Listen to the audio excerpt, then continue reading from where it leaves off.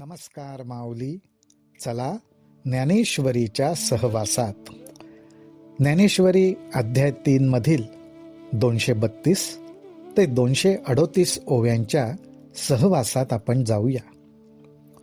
ह्याच्या अगोदर भगवंत अर्जुनाला सांगतायत, अर्जुना, प्रत्येक जीवाला आपल्या हिताचं काय आहे, बरोबर काय आहे, योग्य काय आहे याची जाणीव होत असतेच. परंतु बहुसंख्य वेळा आपल्यापेक्षा इतरांना आपण जेव्हा बघतो आणि त्यांच्या जीवनात येणारं सुख, यश, समृद्धी, संपत्ती हे सगळं बघतो आणि आपल्यालाही असं वाटतं की ते ज्या मार्गाने जात आहेत तोच मार्ग बरोबर आहे. त्यामुळे हे सगळं त्यांच्या वाट्याला आलं. परंतु आवश्यक नाही की तो मार्ग आपल्यासाठी योग्य असेल. पुढे जाऊन तो मार्ग आपल्याला उलट जास्त अडचणीत टाकू शकतो. एखाद वेळेस आपला मार्ग आत्ता अडचणीचा वाटत असेल, कष्टप्रद वाटत असेल, पण अंतःकरणातून तुला जे स्वतःसाठी योग्य आहे आणि ज्याच्यात तुझं हित आहे हे समजतंय, तो मार्ग सोडू नकोस. आत्महिताचा मार्ग सोडू नकोस. अर्जुन सुद्धा जाणकार आहे, ज्ञानी आहे. समाजामध्ये काय चालतं, ज्ञानी पुरुषांबरोबर काय होतं, इथे स्त्री आणि पुरुष असा भेदभाव नाही. पुरुष म्हणजे जीव. ज्ञानी साधकांबद्दल काय होतं हे अर्जुनाने पाहिलंय.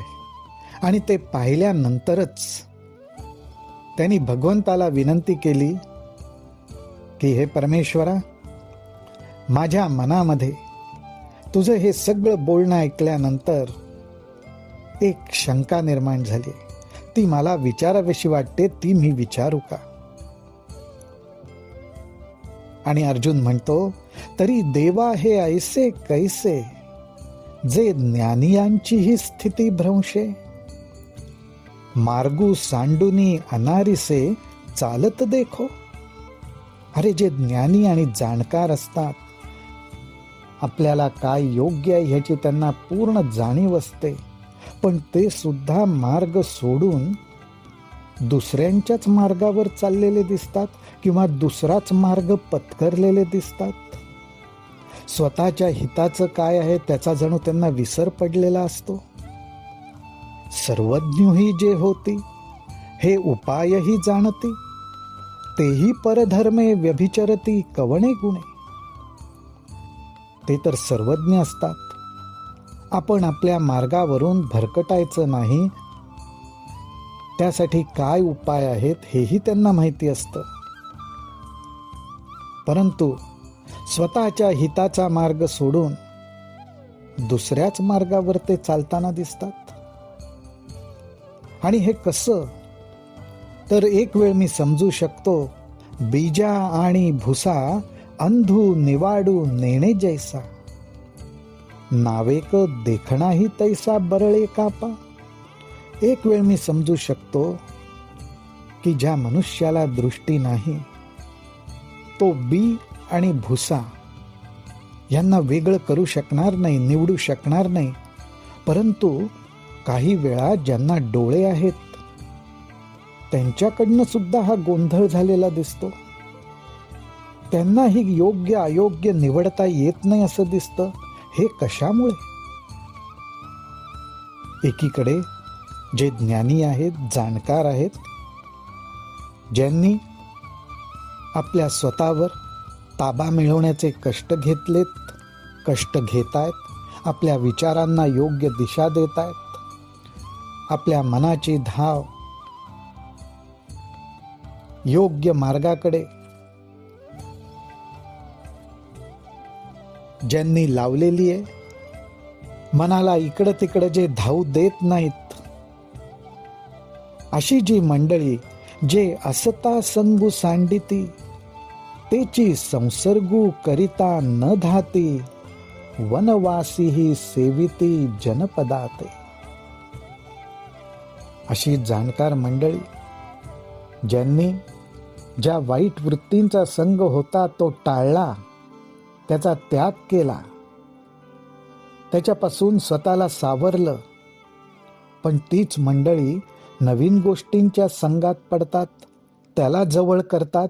आणि एवढंच नाही तर ज्यांनी वनवास पत्करला, म्हणजेच थोडक्यात एकांत पत्करला, ती मंडळी सुद्धा लोकांमध्ये येऊन त्यांच्यासारखीच वागताना दिसतात. आपण तरी लपती सर्वस्वे पाप चुकविती, परी बलात्कारे सुईजती तयाची माझी.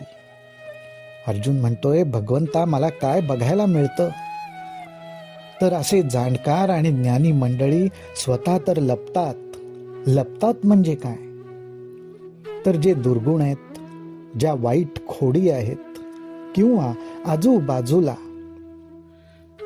आपल्या मनाचा घात करतील, विचारांना बुद्धीला भरकटवतील, अशा गोष्टी आहेत, त्यांच्यापासनं जे स्वतःची काळजी घेत स्वतःला झाकून ठेवतात, दूर ठेवतात, लपवून ठेवतात.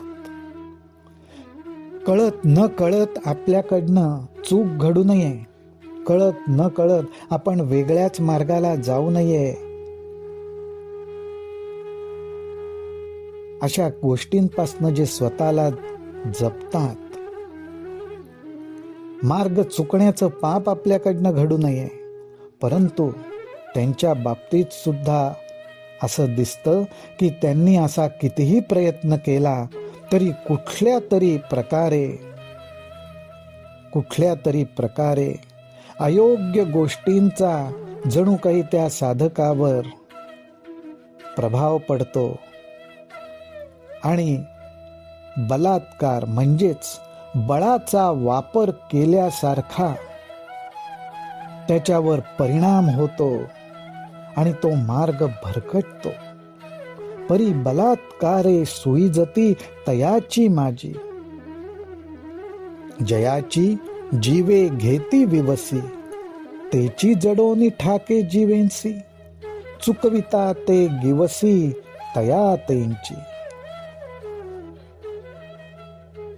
इथे ज्ञानोबाराय म्हणतायत, आपल्याला ज्या गोष्टीचा मनापासून त्रास वाटतो ती गोष्ट नको, त्या गोष्टीला टाळायचा, त्याच्यापासनं दूर राहायचा आपण अथक प्रयत्न करतो. जणू काही तीच आपली साधना असते, तोच आपला अभ्यास असतो. परंतु घडतं मात्र उलटच. त्याच गोष्टीचा मनात सारखा विचार व्हायला लागतो, हळूहळू मनाला त्याचाच ध्यास लागतो आणि जे चुकवायला पाहिजेल ती गोष्ट आपणहून आपल्या गळ्यात येऊन पडते. असाही साधकाला, ज्ञानी माणसाला, जाणकाराला अनुभव येतो. आणि हीच ती अर्जुनाला पडलेली शंका की असं कशामुळे घडतं भगवंता, हे तू आम्हाला समजवून सांग. ऐसा बलात्कारू एकू दिसे, तो कवणाचा एथाग्रह असे, हे बोलावे ऋषिकेशे पार्थू म्हणे. अर्जुन ऋषिकेश अर्थात भगवंताला म्हणतो की हे भगवंता, असा एक प्रकारचा बलात्कार ह्या साधकांवर, ज्ञानी जाणकारांवर होताना दिसून येतो. पण हा आग्रह, ही त्यांच्यावरची बळजबरी कोणामुळे घडते, कशामुळे घडते, हे कृपया मला नीट सांग, हे अर्जुनाने भगवंताला विचारलेलं आहे. रामकृष्ण हरी, रामकृष्ण हरी, रामकृष्ण हरी.